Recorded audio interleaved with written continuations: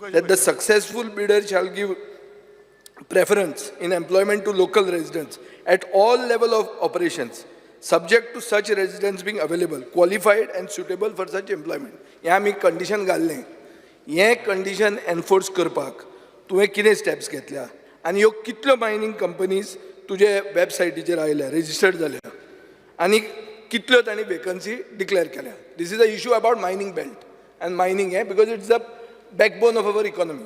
आमी ताका एक कंडिशन्स घातलेली की जे प्रिफरन्स पयलीं काम करता त्या सगळ्या जाणांक पयलो प्रिफरन्स दिवपाक जाय आनी सेकंड प्रिफरन्स जो आसा पळय न्ही हांगासर असलेल्या वर्करांक घेवपाक जाय. हांगा तुमकां जर क्वॉलिफायड मेळना आसत जाल्यार भायर घेवपाक जाय.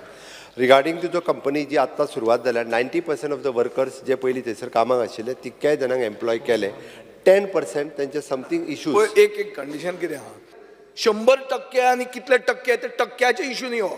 तुज्यान कंपल्सरी करूं येता काय ना.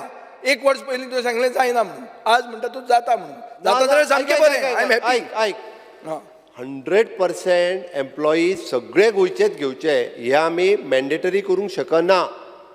कशें करतले? कितें करूंक शकता? हां, आमी एक म्हणजे जे म्हणटाले पयलींचे वर्कर असले पळय न्हू तांकां तेंच्यांनी कंपल्सरी घेवपाक जाय. जाल्यार कसलें कंडिशन घाला? कंपनी आनी तेंच्या मदीं वेगवेगळे डिस्प्यूट आसतले.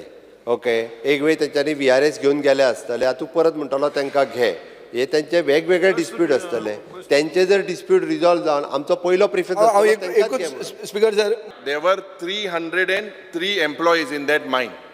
And out of that, only 50% have been employed. 90% no. 90% no. Check कर. 154 are unemployed. काय problem नाही. ते पयर येयल्ले आमगे ऑफिसा मेळपा आमकां. 50% are employed, not 90%. हे चेंज चेक कर. दे गोंयकारां प्रेफरन्स मेळपाक जाय. तेंगे it's not resolve. Please resolve. Speaker sir resolve करता.